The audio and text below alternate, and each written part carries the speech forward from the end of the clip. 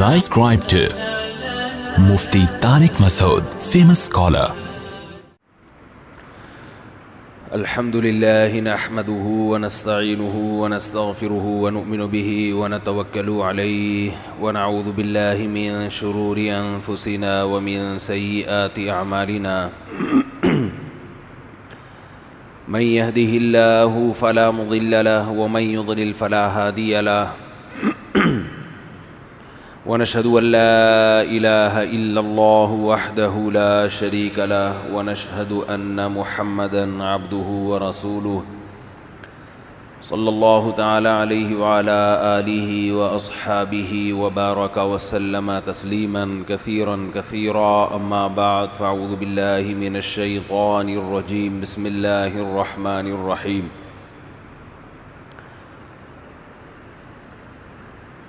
قل يا أيها الناس إني رسول الله إليكم جميعا.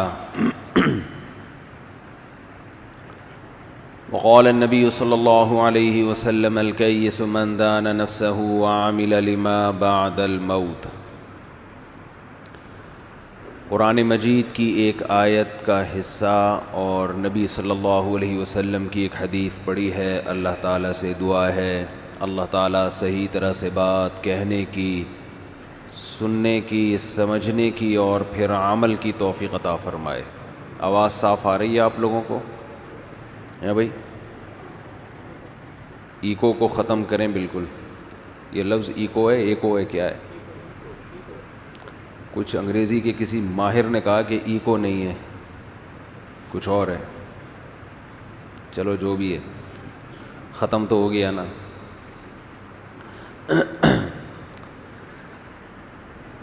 جو میں نے قرآن مجید کی آیت پڑھی ہے، اس آیت میں اللہ نے رسول اللہ صلی اللہ علیہ وسلم کو فرمایا، بلکہ حکم دیا، قل اے نبی آپ کہہ دیجئے، یا ایھا الناس اے لوگو، ساری دنیا کے سارے انسانوں، انی رسول اللہ میں اللہ کا نمائندہ ہوں. جس نے اس کائنات کو بنایا میں اس کا سفیر ہوں. الیکم، اور اس سفیر کو اللہ نے مجھے تمہاری طرف بھیجا ہے. گاڈ کا پیغام ڈیلیور کرنے کے لیے مجھے اس نے تمہاری طرف بھیجا ہے. جمیعا، تم سب لوگوں کی طرف، کوئی ایک بھی اس سے خارج نہیں ہے.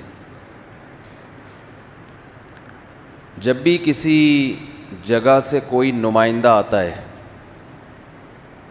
آپ نے دیکھا ہوگا اسکول میں، مدرسوں میں، یونیورسٹیوں میں کلاس چل رہی ہوتی ہے، کوئی شخص آتا ہے، ایکسکیوز می سر، ہوتا ہے نا. تو جو ٹیچر ہے اس کی توجہ اس کی طرف جاتی ہے، جی فرمائیے. سر مجھے وسیم کباڑیے سے 2 منٹ کا کام ہے. پرنسپل صاحب نے اس کے لیے کوئی پیغام بھیجا ہے، ہوتا ہے نا. کلاس میں ایک فرد کو، اس کے لیے مجھے کوئی پرنسپل صاحب نے بھیجا ہے. اگر پرنسپل سے کم کوئی صاحب بھیجے تو کلاس ٹیچر غصہ کرتا ہے. تو کلاس چل رہی ہوتی ہے، میں بھی پڑھاتا ہوں بچوں کو، طلبہ کو. تو اس دوران اگر کوئی آئے اور درمیان میں ایکسکیوز می کر کے، معذرت کر کے کلاس کو روک دے اور کہے کہ مجھے فلاں سے ملنا ہے، فلاں کے لیے کوئی پیغام لے کر آیا ہوں، تو ہم کہیں گے نا بھیجا کس نے؟ اگر وہ کہتا ہے مجھے دوسری کلاس میں ایک اسٹوڈنٹ ہے اس نے بھیجا ہے، میں اس کا نمائندہ ہوں، تو آپ کو غصہ آئے گا کہ نہیں آئے گا؟ ہے بھائی کلاس ہو رہی ہے، ہم پڑھائی کر رہے ہیں، آپ سلیم کا پیغام وسیم کے لیے کیوں لے کر آ رہے ہو؟ لیکن اگر وہ یہ کہے مجھے پرنسپل صاحب نے بھیجا ہے، مجھے محتمم نے بھیجا ہے، تو آپ کو کلاس وہیں پہ اسٹاپ کرنی پڑتی ہے، کیونکہ محتمم کا یا ناظم کا یا پرنسپل کا یا ہیڈ ماسٹر کا مقام آپ کے مقام سے بولتے کیوں نہیں اونچا ہے. یہاں تک کہ پیغام لانے والا کوئی بھی ہو، یہ نہیں دیکھا جاتا پیغام لانے والا کون ہے، یہ دیکھا جاتا ہے پیغام کس کا لے کے آ رہا ہے. بعض دفعہ کسی بچے کے ذریعے بھی پیغام پہنچایا جاتا ہے، بچوں کے ذریعے بھی، منشی کے ذریعے بھی، چوکیدار کے ذریعے بھی. کیا خیال ہے بھائی؟ پھر یہ نہیں دیکھا جاتا کہ یہ چوکیدار ہے یا منشی ہے یا بچہ ہے. بھائی ہیڈ ماسٹر نے بھیجا ہے، عافیت اسی میں ہے کہ کلاس کو وہاں پہ روک کر پوچھا جائے کہ ہیڈ ماسٹر صاحب نے کیا پیغام بھیجا ہے. وہ پیغام ہمارے زمانے میں یہ ہوتا تھا کہ سب کو بغیر امتحان کے پاس کر دو، ہوتا تھا. اب پتہ نہیں کیا ہوتا ہے. اسکول میں ہمارے ہاں نقل ہو رہی تھی تو ہیڈ ماسٹر صاحب نے نا ہمیں خود ہی کتابیں پکڑانا شروع کر دیں. ہمارے مدرسوں کے پیچھے لگے رہتے ہیں یہ لوگ کہ مدرسے ایسے مدرسے ایسے. ہم نے تو دونوں کو دیکھا ہے بھائی، اسکول کالج کو بھی دیکھا ہے، مدرسوں کو بھی دیکھا ہے. دونوں کو کمپیئر کریں گے، زمین آسمان کا فرق ہے. تو اسی طرح اللہ نے بھی، اچھا ایک طریقہ تو یہ ہوتا ہے کہ سفیر آئے اور ہیڈ ماسٹر کلاس ٹیچر سے کہے ایکسکیوز می سر 2 منٹ کی میں نے بات کرنی ہے، مجھے پرنسپل صاحب نے بھیجا ہے. اور بھیجا بھی کس کی طرف ہے؟ وہ جو سلیم کباڑیا بیٹھا ہوا ہے نا گورنمنٹ اسکول میں، تو بیچارہ زیادہ تر اسی طرح کے ہوتے ہیں، اس سے بات کرنی ہے میں نے. تو بھی کلاس کو روکے گا کہ نہیں روکے گا ٹیچر؟ جا بھائی جو پیغام ہے پرنسپل صاحب کا دے کے نکل پتلی گلی سے. بعض دفعہ یہ ہوتا ہے کہ ہیڈ ماسٹر کی طرف سے یا پرنسپل کی طرف سے کوئی بندہ پیغام لے کر آیا، اور میسج جس کے لیے لے کر آیا ہے وہ کوئی ایک بندہ نہیں ہے، پوری کلاس کے لیے. اب کلاس ٹیچر کلاس روک ہی نہیں رہا اور یہ ایکسکیوز می سر کہہ کے 1 گھنٹے سے کھڑا ہوا ہے. 1 گھنٹے کی کلاس ہوتی نہیں ہے، 15 منٹ سے کھڑا ہوا ہے.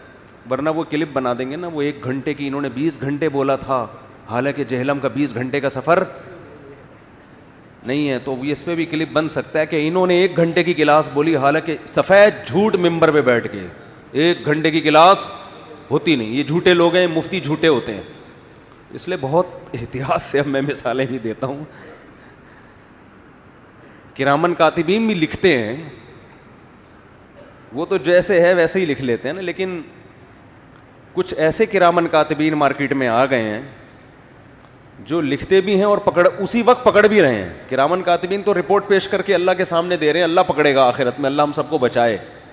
وہ تو دیکھے گا بھائی کیا منہ سے غلطی سے نکلا ہے، کیا سوچ سمجھ کے نکلا ہے، کس کی کیا. لیکن دنیا میں جو آج کل کرامن کاتبین گھوم رہے ہیں نا یہ زیادہ ڈینجرس ہیں. خیر، تو میرا خیال ہے 40 منٹ کی، ہمارے ہاں تو 45 منٹ کی کلاس ہوتی ہے. جی 45 منٹ کی، ہمارے یہاں 45 منٹ کی ہوتی ہے. تو ہم اپنے ہاں کی مثال دے دیں نا.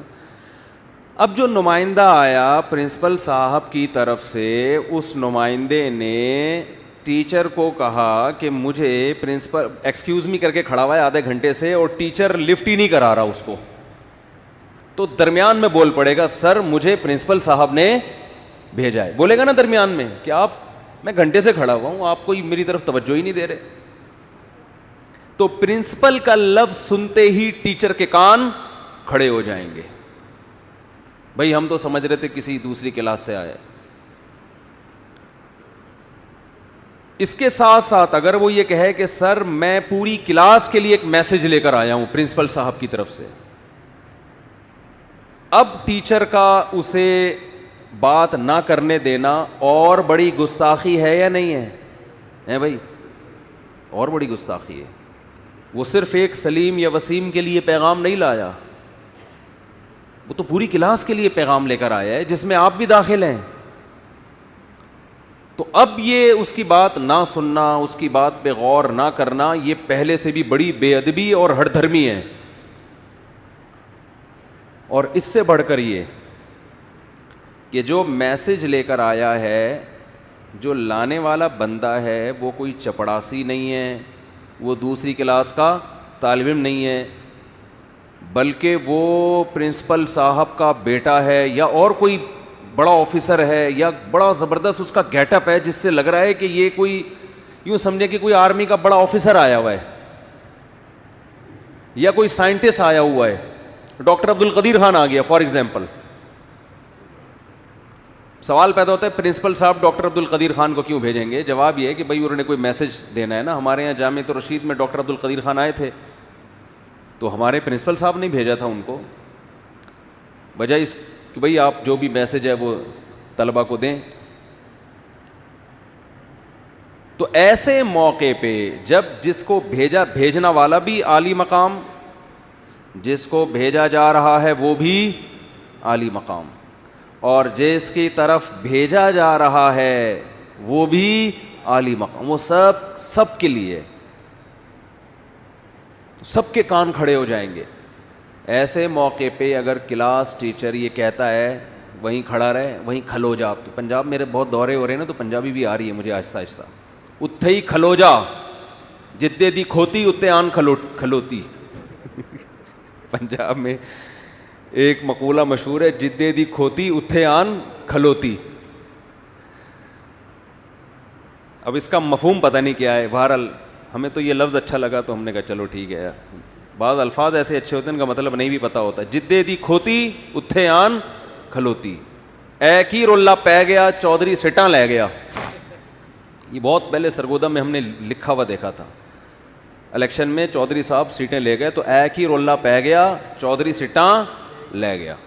خیر، تو ایسے موقع پہ کہ جب بھیجنے والا بھی اعلیٰ، پیغام لانے والا بھی اعلیٰ، اور جس کی طرف پیغام بھیجا جا رہا ہے وہ سب کے سب لوگ ہیں، ایسے موقع پہ اس کے پیغام کی طرف توجہ نہ دینا یہ بھیجنے والے سے دشمنی لینے کے مترادف ہے. اس کا مطلب آپ اسکول میں مزید جاب نہیں کرنا چاہتے، آپ چاہتے ہیں کہ آپ کو یہاں سے خارج کر دیا جائے. اس سے بڑی سزا کوئی پرنسپل یا ہیڈ ماسٹر دے نہیں سکتا نا، کہ آپ کا اخراج ہی کر دے وہاں سے. قرآن مجید میں اللہ تعالیٰ رسول اللہ صلی اللہ علیہ وسلم سے فرماتے ہیں، حکم دیتے ہیں بلکہ، قل اے نبی آپ کہہ دیجئے، یا ایہا الناس اے لوگو، انی رسول اللہ الیکم میں اللہ کا بھیجا ہوا پیغمبر ہوں، نمائندہ ہوں، سفیر ہوں، الیکم تم سب کے لیے، جمیعا تمام کے تمام انسانوں کے لیے. قیامت تک جتنے لوگ اس دنیا میں آئیں گے، کالے ہوں، گورے ہوں، سانولے ہوں، پنجابی ہوں، پٹھان ہوں، مہاجر ہوں، انگریز ہوں، جیپنیز ہوں، پرشین ہوں، کسی قوم سے ان کا تعلق ہے، تمام کے تمام لوگوں کو میں پیغام لے کر آیا ہوں. کس کی طرف سے؟ گاڈ کی طرف سے. یہ دعویٰ آپ کیا سمجھتے ہیں معمولی ہے؟ بولو بھائی، کوئی ہلکا دعویٰ ہے یہ؟ ایک آدمی کہے مجھے ہیڈ ماسٹر نے بھیجا ہے، حالانکہ ہیڈ ماسٹر نے نہ بھیجا ہو، اور وہ کئی کلاسوں میں گھوم رہا ہے، ہر جگہ کہہ رہا ہے مجھے ہیڈ ماسٹر صاحب نے بھیجا ہے. ہیڈ ماسٹر کو پتہ چلے گا کہ یہ جھوٹ بول رہا ہے میرے اوپر، چھوڑے گا ہیڈ ماسٹر اس کو؟ بولو بھائی کیا ہو گیا؟ قرآن کہتا ہے وَمَنْ أَظْلَمُ مِمَّنِ افْتَرَىٰ عَلَى اللَّهِ كَذِبًا، اس سے بڑا ظالم اس کائنات میں کوئی ہو نہیں سکتا جو گاڈ پہ جھوٹ باندھے کہ مجھے کس نے بھیجا ہے؟ گاڈ نے، حالانکہ گاڈ نے اس کو نہ بھیجا ہو. کیونکہ نمائندہ جب کوئی بات کرتا ہے تو وہ نمائندے کی نہیں ہوتی، وہ بھیجنے والے کی ہوتی ہے. گویا گاڈ زمین پہ اتر کے لوگوں سے کلام کر رہا ہے، اور خدا کی بات اس کی قیمت اگر انسان کو یقین آ جائے نا کہ یہ بات اللہ کی ہے, خدا کی ہے جس نے اس کائنات کو بنایا, تو اس کی بات کے بعد نہ کوئی سائنسدان اس کا انکار کر سکتا ہے, نہ کوئی ڈاکٹر انکار کر سکتا ہے, نہ کوئی پروفیسر, نہ کوئی تاجر, کیونکہ یہ انسانی عقل اس بات کو مانتی ہے کہ خدا سے ومن اصدق من اللہ قیلا, خدا سے زیادہ سچا کوئی ہو نہیں سکتا. لہذا جھگڑا جو ہوا ہے نا اسلام سے غیر مسلموں کا, وہ اس پہ نہیں ہوا کہ ہاں یہ خدا کے نمائندے ہیں اور اللہ کا پیغام ہم تک پہنچا رہے ہیں, ہم مانتے ہیں, لیکن پیغام ان کا غلط ہے, میسج غلط کنوے کر رہے ہیں یہ, اس لیے ہم نہیں مانیں گے. جھگڑا اس پر نہیں ہے اسلام اور غیر اسلام کا, جھگڑا اس پر ہے کہ یہ خدا کے میسنجر ہے ہی نہیں. میں سمجھا پا رہا ہوں اپنی بات؟ مسئلہ یہ ہے کہ وہ کہتے ہیں یہ نہیں ہے, یہ خدا کے میسنجر. بولو, اب میں بولو بھائی بولتا ہوں تو لوگوں نے اس پہ بنائے ہوئے نا, تو اب میں تھوڑا سا ٹون چینج کر رہا ہوں. جھگڑا اس پر ہے کہ میسنجر آف گاڈ ہے کہ نہیں ہے, اس پر جھگڑا ہے کہ کوئی سرے سے گاڈ ہے بھی کہ نہیں ہے. اگر گاڈ ہے تو یہ میسنجر ہے کہ نہیں ہے. اب آپ مجھے ایک بات بتاؤ, پیغام بھی بہت بڑا ہو, بھیجنے والا بھی بہت بڑا ہو, بھیجا گیا بھی ساری دنیا کے سارے انسانوں کی طرف ہو, اس سے زیادہ کوئی ویلیویبل سفیر اس دنیا میں پایا گیا ہے؟ یعنی سفیر کی بڑی ایک ویلیو ہوتی ہے نا, اور قرآن کہتا ہے کہ اس سفیر کا انکار کرنا اس سے بڑا جرم بھی اس کائنات میں کوئی ہے نہیں. جیسے امریکہ کا کوئی سفیر آئے, وہ پیغام لے کر آیا اور آپ نے کہا میں مانتا ہی نہیں, تو غصہ آئے گا نا امریکہ کو, بھائی ہمارے سفیر کی توہین, سفیر کی انسلٹ اس کنٹری کی انسلٹ سمجھی جاتی ہے. تو خدا نے یہ دعویٰ بھی کیا, اللہ تعالیٰ نے, دیکھو اللہ کو گاڈ بھی کہہ سکتے ہیں, خدا بھی کہہ سکتے ہیں. لوگ اس میں نا طنز کر رہے ہوتے ہیں نیچے کمنٹس میں, اللہ کہیں خدا کیوں کہہ دیا, گاڈ کیوں کہہ دیا. اللہ کا ایک عالمی نام ہے, علم. علم کہتے ہیں میرا نام میرے والدین نے طارق رکھا, ان کا نام رفیع رکھا, ان کا نام شاکر بھائی رکھا, ان کا نام قاری عبد الرشید رکھا. یہ عالمی نام ہے علم. علم کہتے ہیں جس میں اس نام میں جو صفت چھپی ہوئی ہے نا اس کا لحاظ نہ کیا جائے, بس ایک نام پڑ جائے. بعض نام ایسے ہوتے ہیں کہ ان کے اندر جو صفت ہوتی ہے نا, مثال کے طور پر بہادر, کسی بچے کا نام کیا ہے, بہت زیادہ بہادر تھا, اس بیس پہ اس کا نام کیا رکھ دیا, بہادر. اب یہ بہادر اس کو کیوں کہا جاتا ہے, اس لیے کہ اس کے اندر صفت کون سی پائی جا رہی ہے, بہادری کی. لیکن بعض دفعہ ایسے ہوتا ہے کہ بھائی ویسے ہی بہادر ہے, ہمیں کیا پتہ یہ بہادر بنے گا کہ بزدل بنے گا. تو اب وہ کتنا ہی بزدل ہو, نام اس کا کیا ہے, بہادر. اب یہ نہیں ہو سکتا کہ ایک بزدل بچے کو میں بہادر کہہ کے بلا رہا ہوں اور آپ کہیں تم جھوٹ بول رہے ہو, یہ تو بہادر نہیں ہے. تو میں کیا کہوں گا, یہ بہادر اس کا علم ہے, علم, علمی نام ہے. بعض دفعہ ایسے ہوتے ہیں ایک نام صفتی ہوتا ہے لیکن آہستہ آہستہ وہ علم بن جاتا ہے. مثال کے طور پر ایک بچہ بہادر تھا, ہم نے اس کی بہادری کو دیکھ کر اس کا نام رکھ دیا شیر خان. کیا نام رکھ دیا؟ بعد میں یہ نام اتنا مشہور ہوا کہ وہ اب بزدل بھی ہو گیا تو لوگ اسے کیا کہہ رہے ہیں, شیر خان.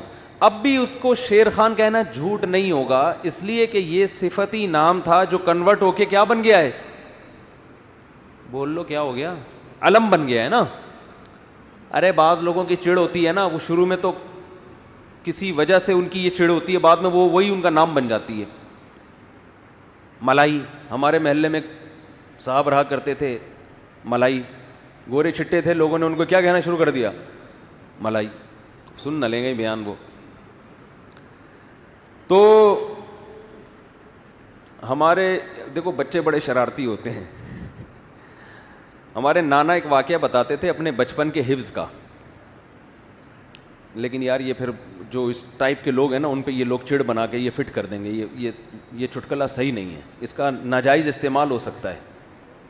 بچوں کو تو موقع چاہیے ہوتا ہے نا چھیڑنے کے لیے, وہ یہاں سے لطیفے سے وہ لفظ پکڑ کے اس ٹائپ کے جتنے بچے ہیں ان پہ فٹ کرنا شروع کر دیں گے, اس لیے اس کو اسکپ کر دیتے ہیں.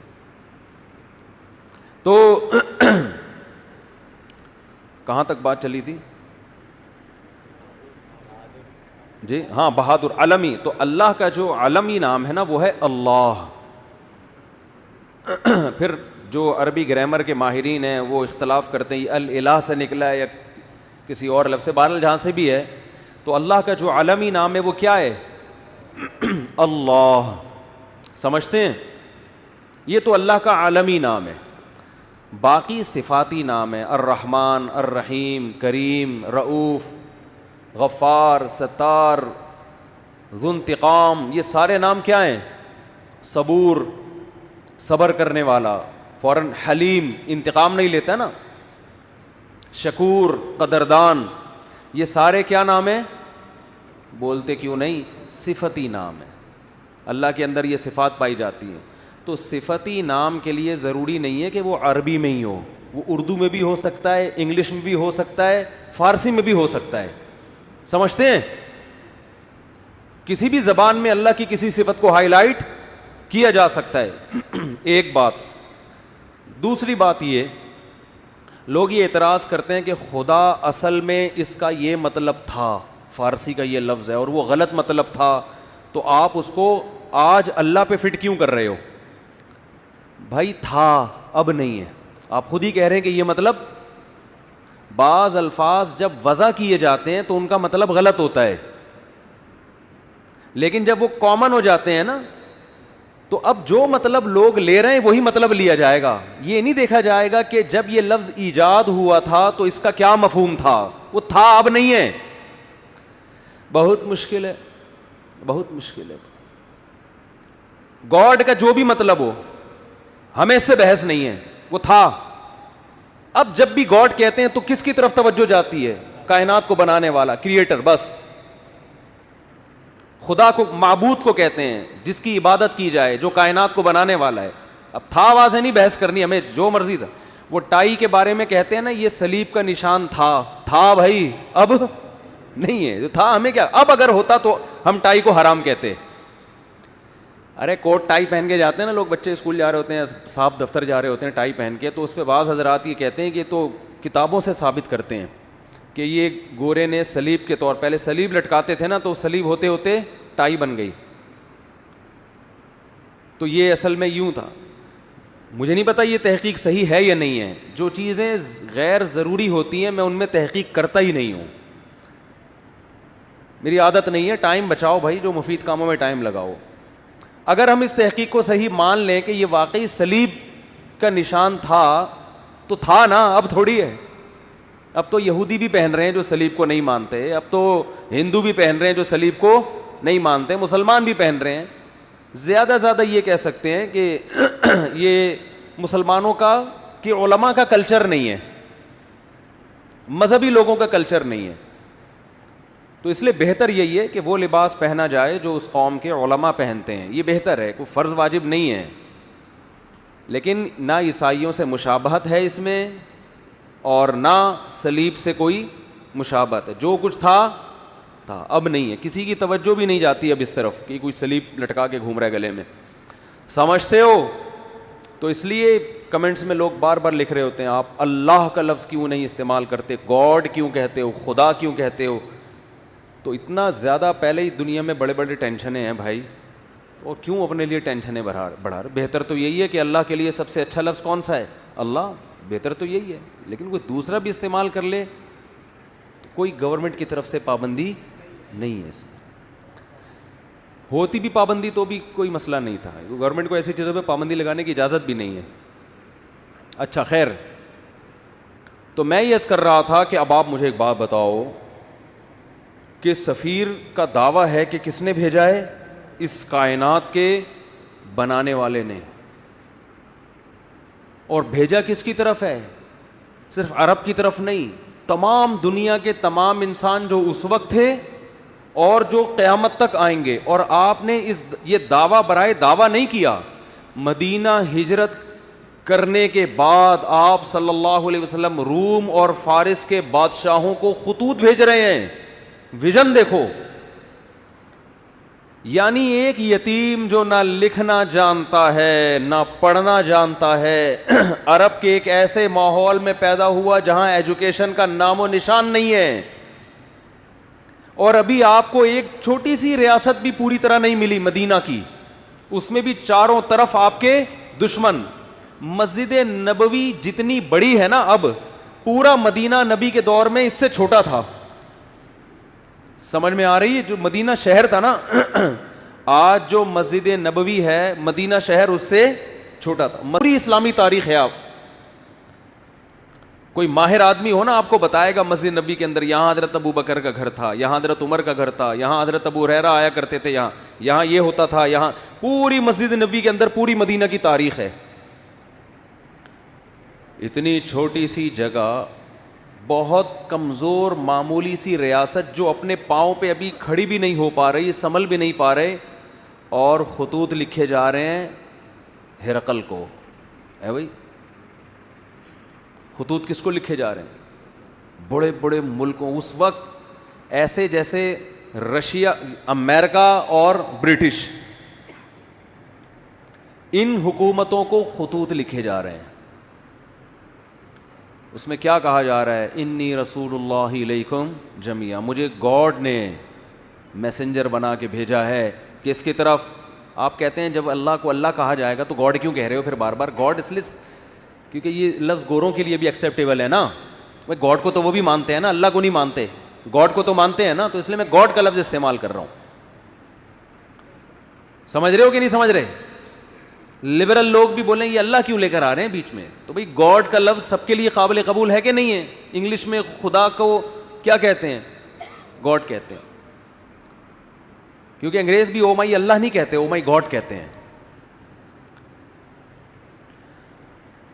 آپ کہہ سکتے ہیں کہ انگریز تو آپ کا بیان سن نہیں رہے, تو وہ لوگ ضرور سن رہے ہیں جو انگریزوں سے ڈسے ہوئے ہیں. ٹھیک ہے, اور ہو سکتا ہے یہ ٹرانسلیشن ہو جائے انگلش میں بعد میں, یہ بھی ممکن ہے. نہیں بھی ہو تو کوئی ترجمہ کر کے بتا دے. کچھ گوروں نے بھی بیانات سنے ہیں. تو اب میں آپ سے ایک بات عرض کر رہا ہوں کہ دنیا میں اس سے بڑے سفیر کی کوئی مثال مل نہیں سکتی, جو دعویٰ بھی کر رہے ہیں کہ میں تمام لوگوں کی, اللہ کی طرف سے تمام انسانوں کا رسول, اور اس دعوے پر عمل بھی کر کے دکھا رہے ہیں. بڑے بڑے بادشاہوں کو خطوط لکھ رہے ہیں. بعض بادشاہوں نے جب آپ کا خط دیکھا تو اسے پھاڑ دیا. آپ نے فرمایا اللہ اس کے اسی طرح ٹکڑے کرے گا جس طرح اس نے میرے خط کو پھاڑا ہے. آپ کہہ سکتے ہیں بھائی کسی کے خط کو پھاڑنے پر اتنی بڑی بد دعا کیسے دی جا سکتی ہے؟ بات یہ ہے کہ دعویٰ جتنا بڑا ہو اس دعوے کا انکار بھی اتنا ہی بڑا جرم ہوتا ہے. اس کے ذمہ لازم تھا, کیونکہ نئے پیغمبر کا لوگ انتظار کر رہے تھے. لوگوں کو یقین تھا کہ حضرت عیسیٰ ابن مریم آخری نبی نہیں ہے. عیسائی بھی انتظار کر رہے تھے, یہودی بھی انتظار کر رہے تھے. ایسے موقع پہ اگر کوئی دعویٰ کرے تو دعویٰ سنتے ہی اس کو پھاڑ ڈالنا یہ اللہ سے دشمنی لینے کے مترادف ہے. اس لیے رسول اللہ صلی اللہ علیہ وسلم نے فرمایا لا يسمع بی احد من هذه الامة یہودیا کان او نصرانیا ثم لم يؤمن بالذی ارسلت به الا دخل النار.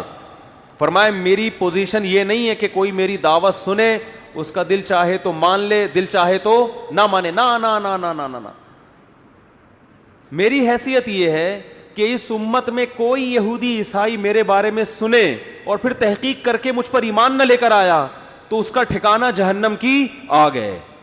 اس نے اس کو ویلیو کیوں نہیں دی؟ بالکل اس کی مثال ایسے جیسے کلاس روک کر ایک شخص کہہ رہا ہے مجھے پرنسپل نے بھیجا ہے, اور ٹیچر اس کی بات کو لفٹ کرانے کے لیے تیار نہیں ہے, تو آپ کیا سمجھتے ہیں پرنسپل چھوڑ دے گا اس کو؟ اور وہ کہہ بھی رہا ہے کہ میں سب پوری کلاس کے لیے پیغام لے کر آیا ہوں, اور پیغام بھی بہت اہم ہے. آج لبرل لوگ اعتراض کرتے ہیں نا, یہ کیا بات ہے محمد صلی اللہ علیہ وسلم پر کوئی ایمان نہ لے کر آئے تو جہنم میں جائے گا, اتنی سی باتوں پہ جہنم ہے بھائی. اتنی سی باتوں پہ. یعنی وہ کہتے ہیں نا یہ لوگ ذرا سی بات پہ کہاں پھینک رہے ہوتے ہیں, جہنم میں ڈال. بھائی اتنی سی بات ہے نہیں, کیونکہ دعویٰ یہ کہ مجھے خدا نے بھیجا ہے. اب آپ کے ذمے ہے کہ آپ تحقیق کرو کہ یہ اپنے دعوے میں جھوٹے ہیں یا سچے. آپ اس کان سے سن کے اس کان سے نکالنے کا آپشن آپ کے پاس ختم ہو گیا. ابھی آپشن نہیں ہے آپ کے پاس کہ ادھر سے سنیں اور ادھر سے نکال دیں گے یار یہ مسلمانوں کے مذہبی معاملات ہیں, چھوڑو. آپ کہہ سکتے ہیں کہ کیا دلیل ہے آپ کے پاس کہ محمد ابن عبداللہ صلی اللہ علیہ وسلم اس دعوے میں سچے تھے, کیا دلیل ہے آپ کے پاس؟ ہم کہتے ہیں 1400 سال پہلے جو آپ کی نبوت کے برحق ہونے کے دلائل تھے وہ تو تھے, وہ لوگوں نے اپنی آنکھوں سے دیکھے. 1400 سال کے بعد جو آپ کے برحق ہونے کے دلائل ہیں وہ پہلے سے بھی زیادہ ہیں, وہ اس سے بھی زیادہ ہیں. اگر خدا محمد صلی اللہ علیہ وسلم کو میسنجر بنا کے بھیجتا اور یہ نہ کہتا کہ یہ آخری پیغمبر ہیں, تو خدا کے ذمے محمد صلی اللہ علیہ وسلم کی تعلیمات کی حفاظت بولو نہیں تھی. کیا خیال ہے؟ اللہ کہہ دیتا کہ ان کی تعلیمات جب مسخ ہوں گی تو میں دوسرا پیغمبر بھیج دوں گا. خدا نے محمد ابن عبداللہ صلی اللہ علیہ وسلم کے بارے میں 2 دعوے کیے, یہ میرے میسنجر ہیں اور لاسٹ میسنجر, ان کے بعد کوئی نبی نہیں ہے, کیونکہ ساری دنیا کے سارے انسانوں کے لیے.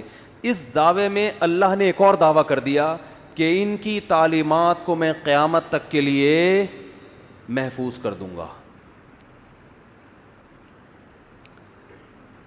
ان کی تعلیمات قیامت تک کے لیے, بولو نا کیا ہو گیا بھائی؟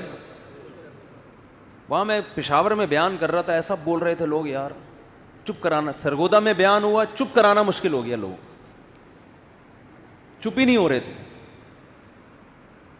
وہاں کہنا پڑ رہا تھا مجھے بھی بولنے دو گے کہ نہیں دو گے بولنے. پنجاب لسی پائے, کراچی میں چائے, چائے کے اثرات ہیں.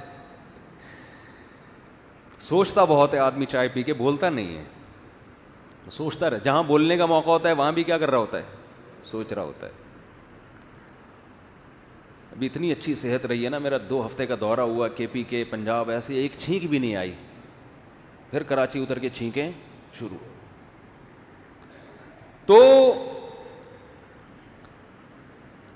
اللہ کے ذمے تھا کہ محمد صلی اللہ علیہ وسلم کی تعلیمات کی حفاظت کرتے.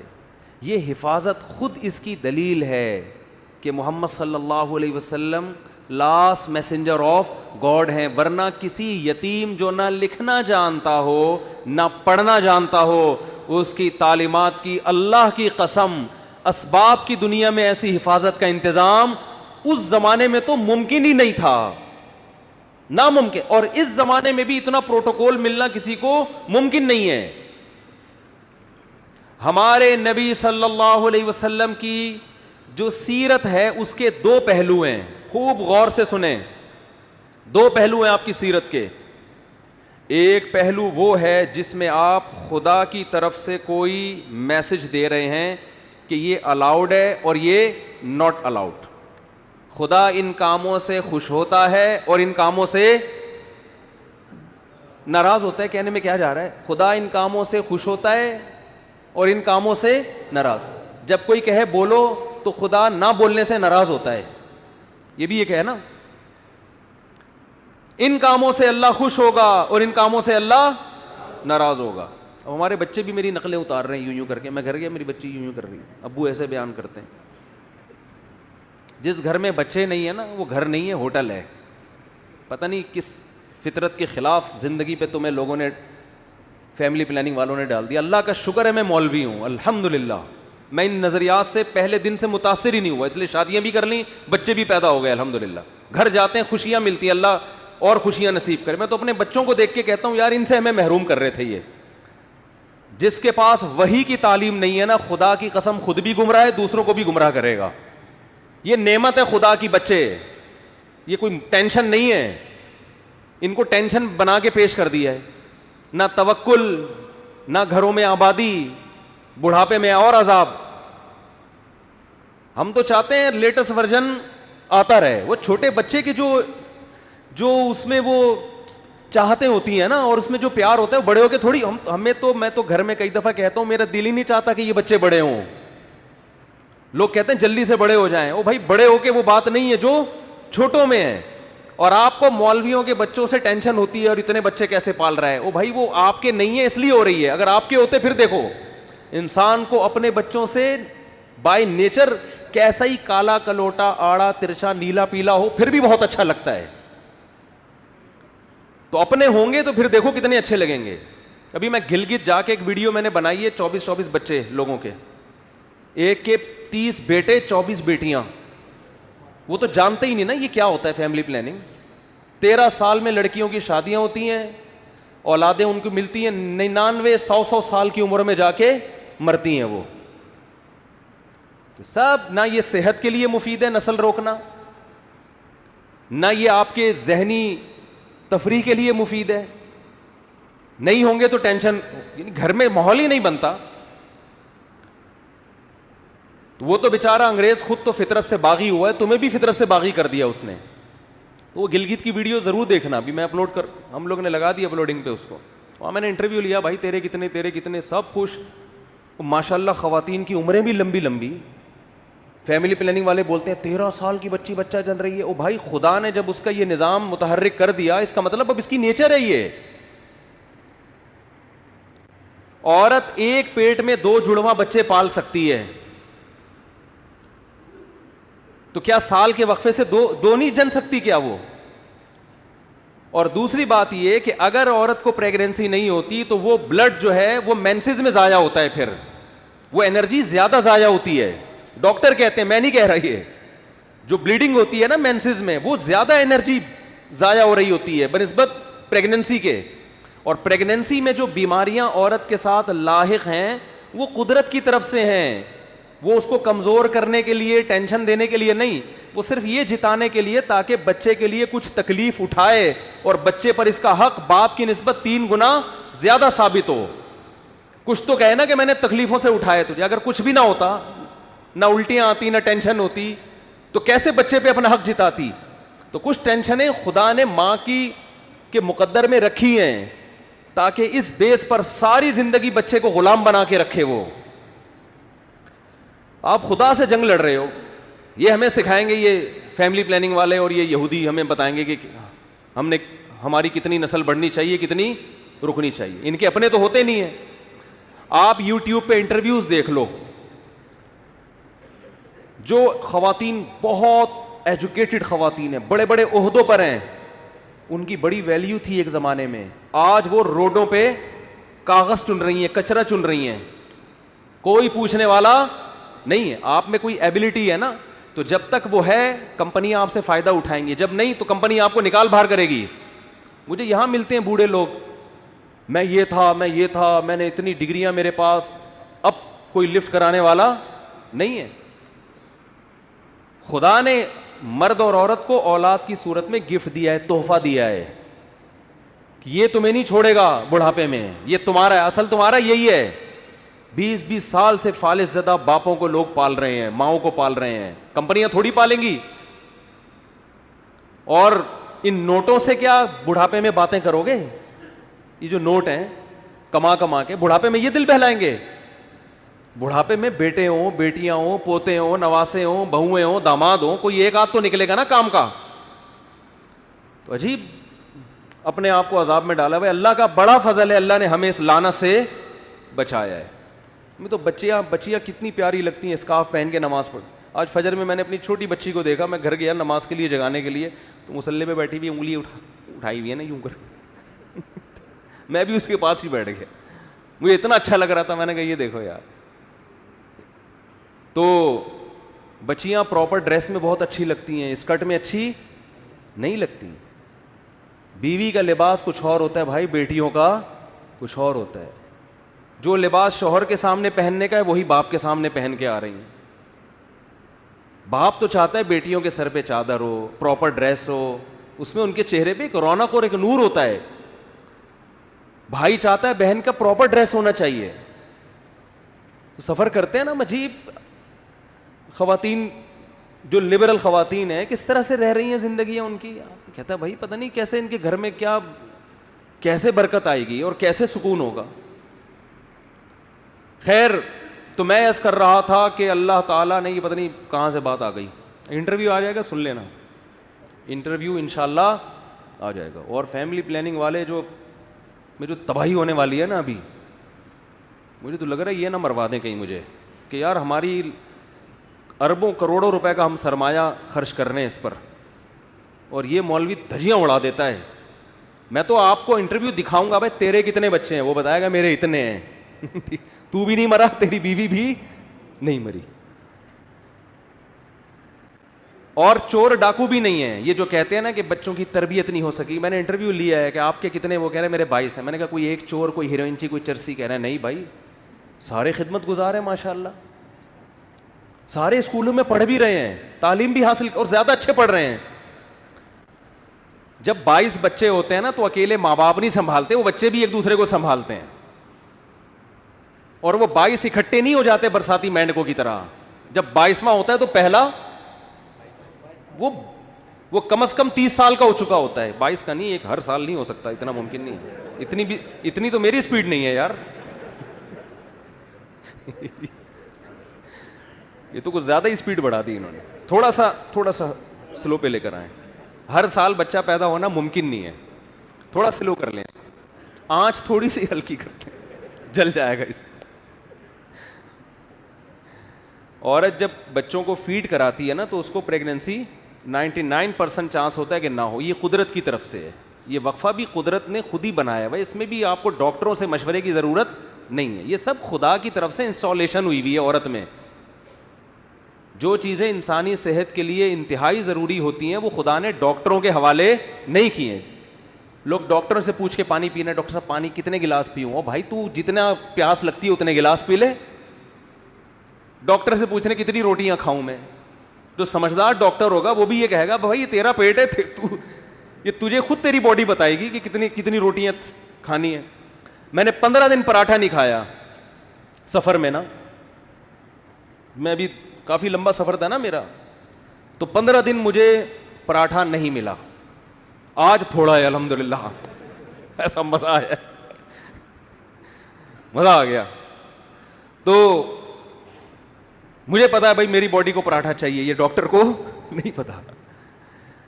مشورہ دے سکتا ہے ڈاکٹر, پراٹھا نہیں دے سکتا. خیر, تو وہ انٹرویو انشاءاللہ آئے گا گلگت کا, وہ سنیے گا. تو نہ کوئی چور ہے, سارے ماشاءاللہ خدمت گزار. تو قدرت کی طرف سے ہی وقفہ بھی ہوتا ہے کہ جب بچے کو فیڈ کرائے گی تو نہیں وہ ہو سکتا اس میں. یہ سارا اللہ کی طرف سے انسٹالیشن ہوئی ہوئی ہے, اس میں آپ زیادہ فنٹر بننے کی کوشش مت کرو, خدا کے کاموں میں ٹانگ مت اڑاؤ. ہاں کوئی واقعی بیمار ہو ایک الگ بات ہے وہ. دوسرا صحت کا خیال بھی رکھو. صرف بچے برساتی مینڈکوں کی طرح پیدا کر دینا, بیوی کی صحت کا خیال نہ رکھنا, وہ پھر وہ تو فالٹ ہے, وہ تو ظلم ہے. تو بات یہ چل رہی تھی کہ اللہ تعالیٰ نے محمد صلی اللہ علیہ وسلم کو اپنا سفیر بنایا اور یہ بھی دعویٰ کیا کہ یہ آخری نبی ہیں, اور یہ بھی دعویٰ کیا, اسی میں یہ خود بخود دعویٰ ہو گیا کہ ان کی تعلیمات قیامت تک کے لیے محفوظ کر دوں گا, جبکہ اس زمانے میں محفوظ کرنے کا کوئی انتظام, ایسا پراپر انتظام نہیں تھا جو بعد میں لوگوں میں ایجاد ہوا ہے.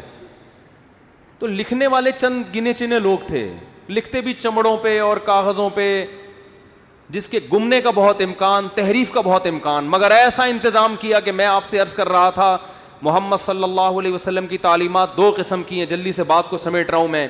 ایک وہ تعلیمات جو اصل ہیں, جس کے لیے آپ صلی اللہ علیہ وسلم کو بھیجا گیا, حکم دیا گیا کہ آپ بتا دیں کہ ان باتوں سے خدا خوش ہوتا ہے اور ان باتوں سے خدا ناراض ہوتا ہے. یہ اصل ہے جس کے لیے آپ کو بھیجا گیا. اور سیرت کا ایک پہلو وہ ہے جس کا جو اصل نہیں ہے, اس کا تعلق آپ کی ذاتیات سے ہے.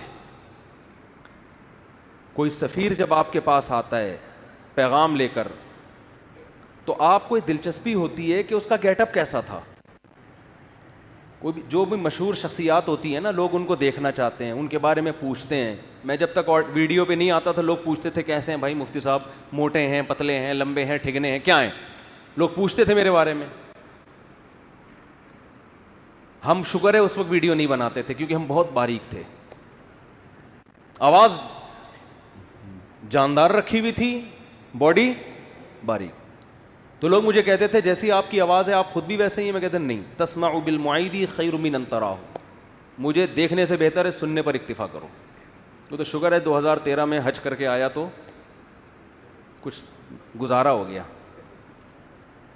تو انسان کو جس سے محبت ہوتی ہے اس کے گیٹ اپ کو بھی جاننے کی کوشش بولو کرتا ہے. ہمارے نبی صلی اللہ علیہ وسلم کا گیٹ اپ کیسا تھا, اس کا براہ راست اسلام سے کوئی تعلق نہیں ہے. اس مقصد کے لیے اللہ نے بھیجا نہیں ہے. یہ وہ احکام ہیں جو نسبتاً کم ویلیو رکھتے ہیں. ایک تو ہے نا آرڈر, یہ کرو یہ نہ کرو, یہ تو اصل ہے نا جس کے لیے سفیر کو بھیجا جائے. اللہ نے آپ صلی اللہ علیہ وسلم کی سیرت کا وہ پہلو جس کی ویلیو نسبتاً کم ہے اس کی ایسی حفاظت کی ہے, یہ بتانے کے لیے کہ جو اصل تھا اس کی کیسی حفاظت کی ہوگی. آج محمد ابن عبداللہ صلی اللہ علیہ وسلم کے بارے میں کوئی ایک حرف اگر کہتا ہے تو اس کا یہ دعویٰ دلیل کے بغیر قبول بولو نہیں ہے. میں ایک مثال پیش کرتا ہوں. امام ترمذی امام بخاری کے شاگرد ہیں. اللہ کے سفیر محمد ابن عبداللہ صلی اللہ علیہ وسلم کے بارے میں امام ترمذی نے دعویٰ کیا کہ محمد صلی اللہ علیہ وسلم کا گیٹ اپ ایسا تھا. پورا گیٹ اپ نہیں بیان کیا جا رہا, صرف اتنا کہ آپ کے سامنے کے جو دو دانت تھے ان کے درمیان میں خلا تھا, تھوڑا سا ڈسٹینس تھا, تھوڑا سا بول لو فاصلہ تھا. یہ کتنی معمولی سی بات ہے یار. کوئی سفیر آپ کے پاس پیغام لے کر آیا ہے, آپ کسی سے پوچھ رہے ہیں اس کے سامنے کے دانتوں میں خلا تھا یا نہیں تھا, ہے بھائی, بہت ہی ایک بھائی تھا یا نہیں تھا تو کیا کرنا ہے اس سے. لیکن امام ترمذی یہ بات بیان کر رہے ہیں. لیکن امام ترمذی کو پتہ ہے یہ اتنا بڑا دعویٰ کر رہا ہوں میں کہ جس شخصیت کی بات ہو رہی ہے نا, ان کا یہ دعویٰ ہے کہ مجھے خدا نے انسانوں کی طرف پیغمبر بنا کے بھیجا ہے. امام ترمذی کو یہ بات معلوم ہے کہ میں نے اگر دعویٰ کر دیا کان النبی صلی اللہ علیہ وسلم افلج الثنیتین, کہ نبی کے دو دانتوں کے درمیان میں خلا تھا, یہ دعویٰ کر دیا, یہ امت مجھے چھوڑے گی نہیں. کہ کہاں سے تمہیں پتہ چلا؟ آپ مورخین سے پوچھ نہیں سکتے کہ آپ کو کیسے پتہ چلا, وہ اپنے لکھ رہے ہوتے ہیں بس. اور اگر وہ دلیل بھی پیش کرتے ہیں تو وہ دلیل اس اتنی مضبوط نہیں ہوتی. اتنی سی بات کو بیان کرنے کے لیے امام ترمذی سند لے کر آئیں گے. حدثنا عبداللہ ابن عبد الرحمن, امام ترمذی کہتے ہیں مجھ سے عبداللہ ابن عبد الرحمن نے بیان کیا. وہ عبداللہ جو عبد الرحمن کے بیٹے ہیں. عبداللہ ابن عبد الرحمن کو کیسے پتا چلا کہ نبی کے دو دانتوں کے درمیان خلا تھا؟ بھائی انہوں نے تو نبی صلی اللہ علیہ وسلم کو دیکھا نہیں. وہ کہتے ہیں حدثنا ابراہیم ابن المنذر, مجھ سے ابراہیم نے بیان کیا جو منذر کے بیٹے ہیں.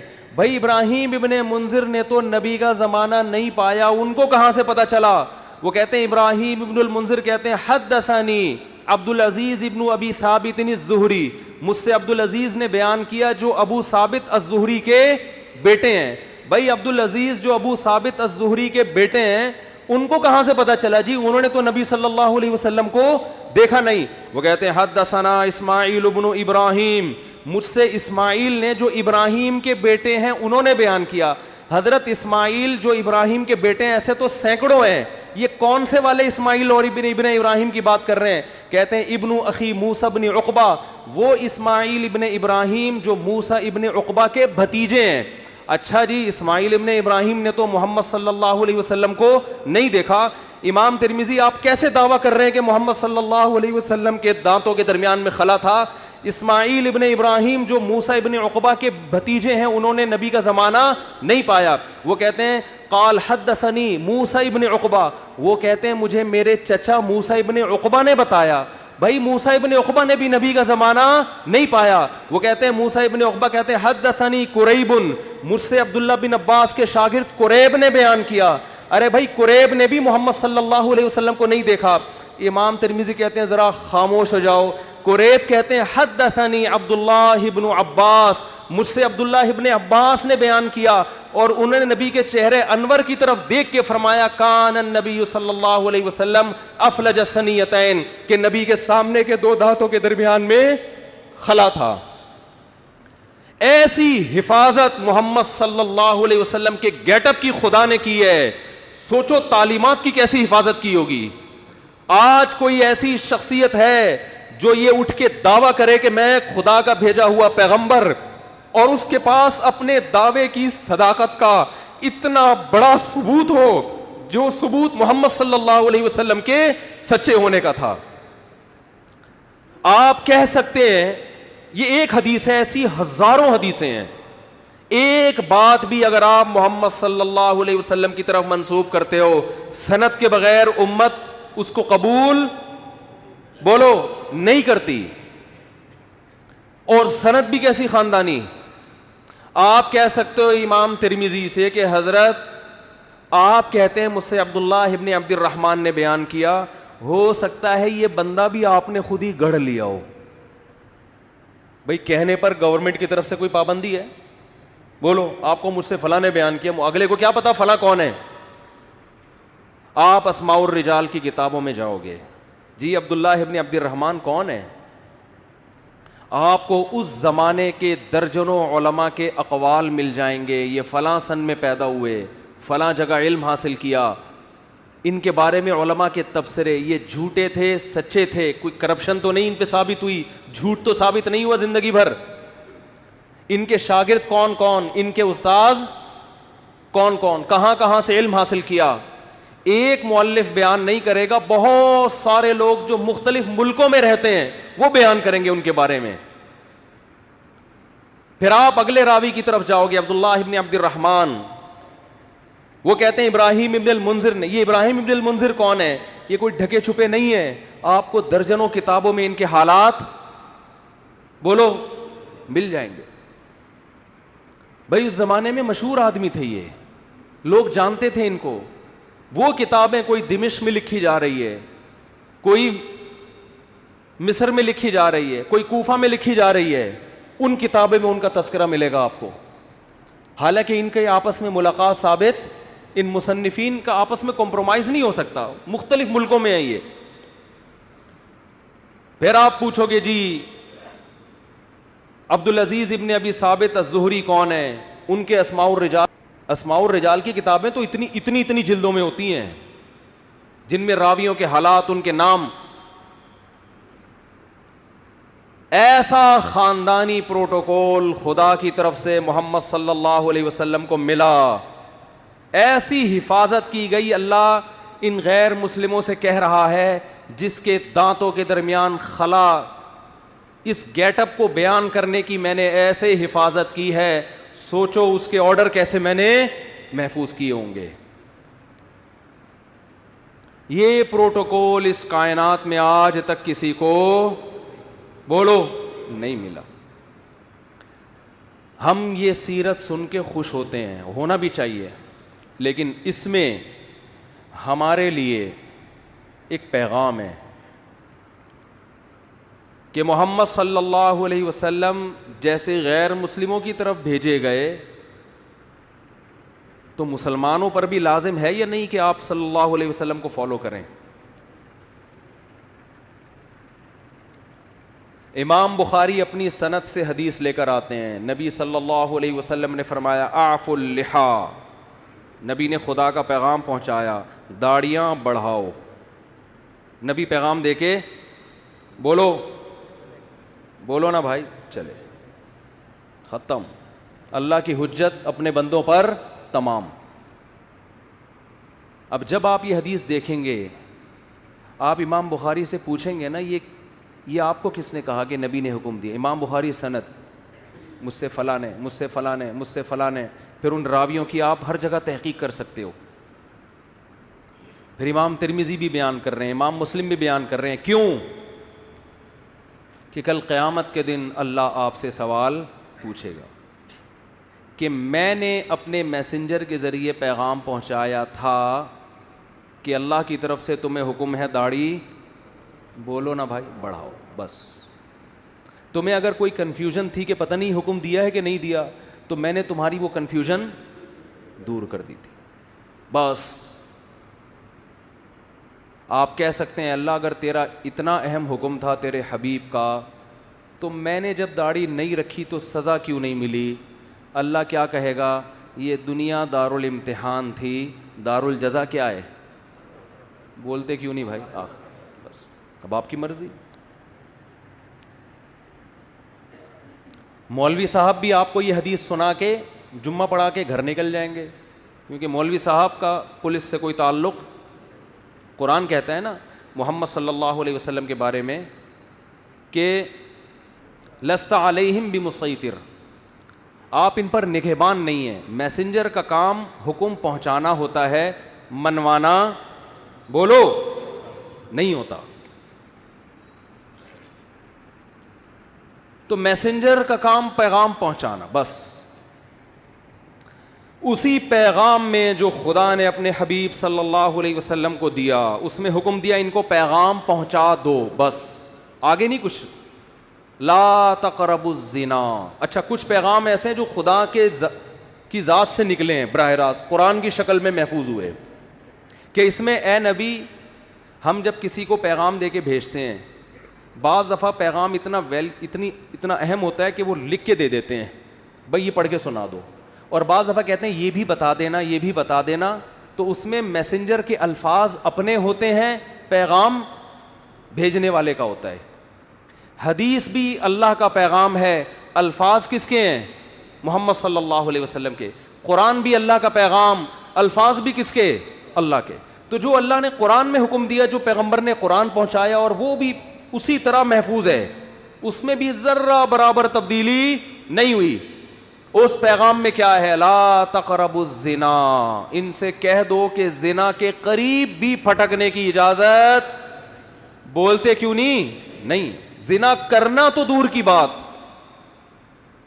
آج صبح ایک لڑکی کا فون آیا، 5 سال سے میرا ریلیشن کسی بندے سے، اب وہ شادی نہیں کر رہا.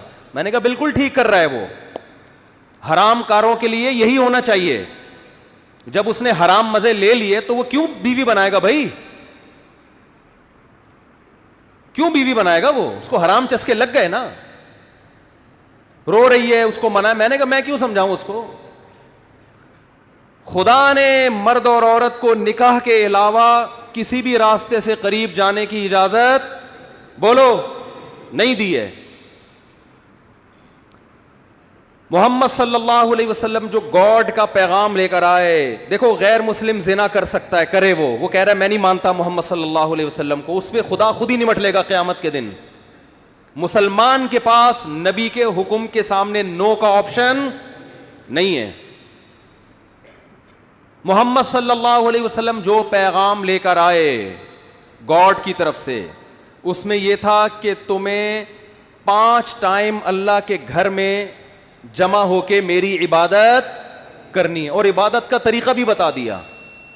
اس میں فجر کی نماز بھی، ظہر کی نماز بھی، عصر بھی، مغرب بھی اور عشاء بھی.